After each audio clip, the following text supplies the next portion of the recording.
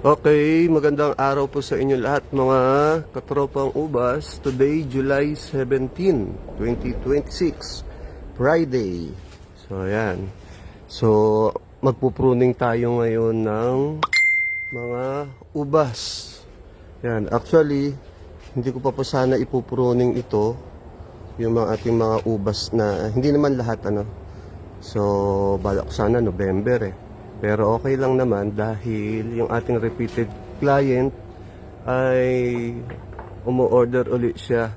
No? Nagre-request siya ng Joy Seedless. So since itong Joy Seedless ay nakahalo kay BH at kay Shakhtar, baka idamay ko na rin ngayon si BH at si Shakhtar i-pruning. Tapos, ito na yung ating Joy Seedless. Ayan, medyo nakat na natin yung iba.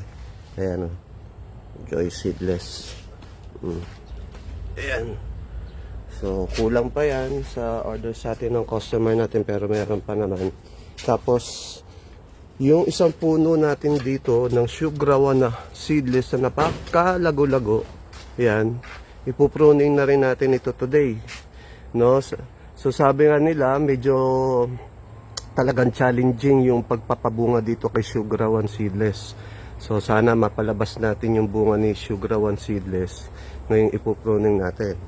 So, sa magkakagusto po ng cuttings ni Sugrawan seedless, available po tayo. Pero, ngayon pa lang at tayo magpapabunga ng Sugrawan seedless. May nagsasabi, medyo mahirap daw talagang palabasin ng bunga nito. Pero, tatry ko pa rin.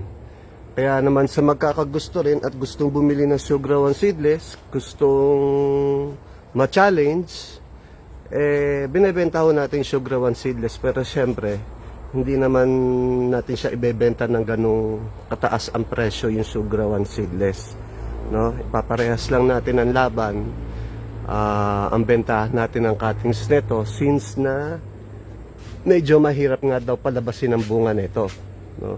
Nagbubulaklak daw siya pero mahirap palabasin o patuloyin yung bunga. No. So, para kasi sa akin, nagbubulaklak. Sabi sabihin, malaki din yung chances na mabuo yung berries, baka konting alaga lang. Pero ewan ko din po, no.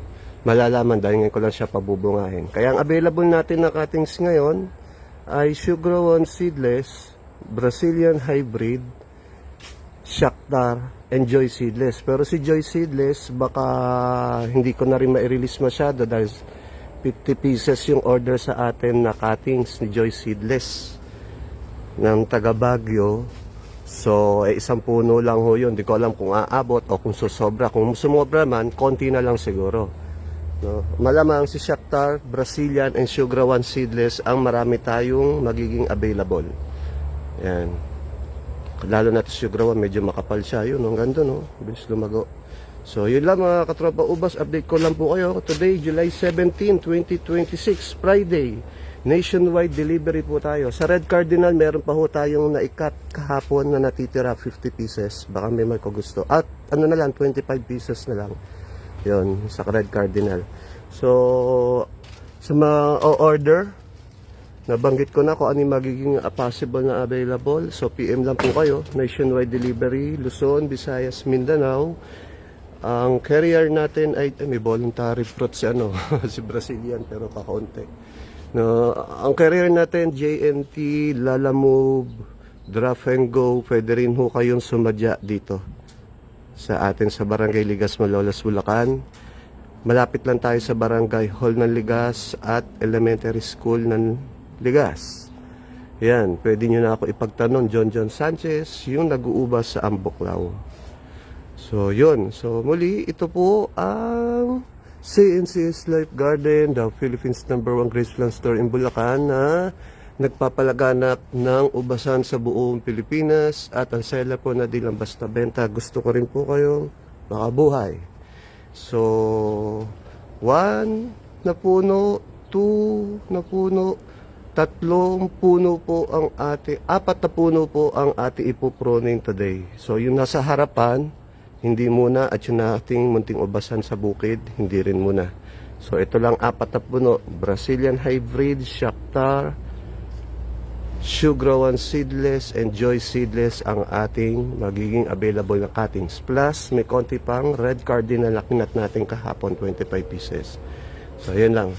So, update ko po ay mamaya. Doon sa mga may gusto na established, rooted, available tayo sa mga common and premium varieties. No? Iba-ibang variety. So, yun lang po. Thank you for today.